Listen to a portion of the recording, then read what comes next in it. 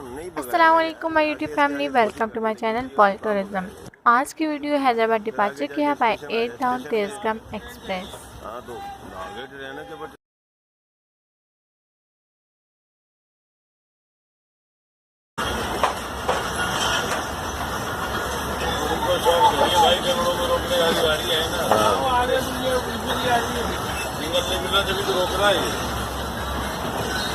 फिर जब ठोक देता है फिर बोलते अंधे थे सारे।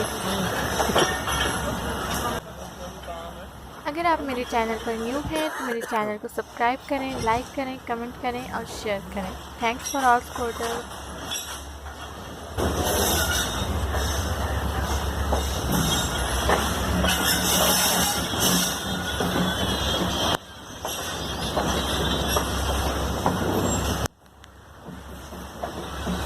बारिश हुई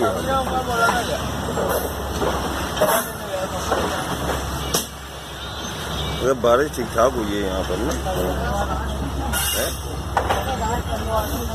अच्छा,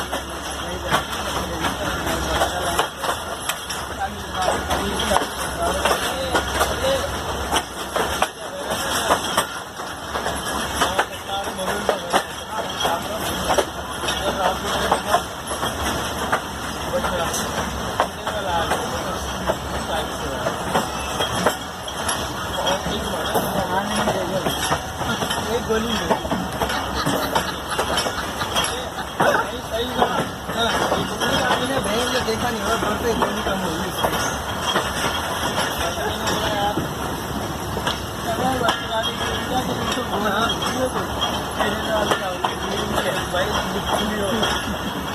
बाकी ये जरूर तो बहुत